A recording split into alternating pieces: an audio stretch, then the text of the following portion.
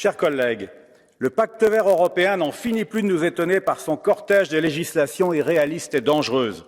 Après la modification de la directive sur les émissions industrielles, qui voudrait faire payer aux éleveurs la facture climatique, c'est à l'ensemble de l'agriculture que la Commission s'attaque avec son projet de règlement visant rien moins qu'à une restauration de la nature. C'est à nos terres qu'elle s'en prend, ces terres que des générations d'agriculteurs avant nous ont travaillées, entretenues, préservées, puis transmises. Les mesures proposées sont insensées.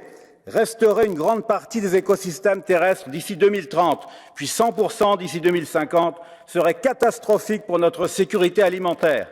Et libérer 25 000 kilomètres de rivières serait désastreux pour la gestion de l'eau, sans compter l'accroissement de la bureaucratie avec les plans de restauration de la nature que chaque État membre devrait élaborer.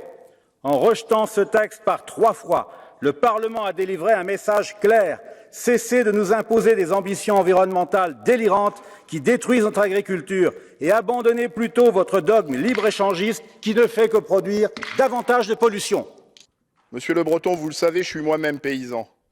Et ce qui menace la souveraineté alimentaire, ce qui menace l'avenir de l'agriculture, ce qui menace le revenu des agriculteurs, c'est pas davantage c'est pas davantage de nature, c'est pas l'équilibre climatique, c'est utiliser toujours plus de pesticides, utiliser toujours plus d'engrais de synthèse. C'est ça qui menace vraiment la souveraineté alimentaire et l'avenir des paysans. Donc, Monsieur Le Breton, il n'y a pas de cloisonnement. On peut faire de l'agriculture sur des zones de biodiversité et on peut protéger la biodiversité sur les zones où on pratique l'agriculture. Et c'est ça qui sauvera l'humanité.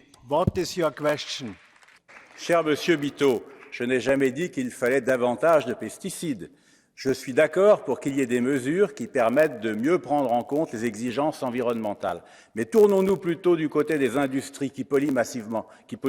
Tournons-nous plutôt du côté des pays qui ont décidé de remplacer le nucléaire par le charbon. Commençons par faire ça et ensuite on pourra parler de l'agriculture.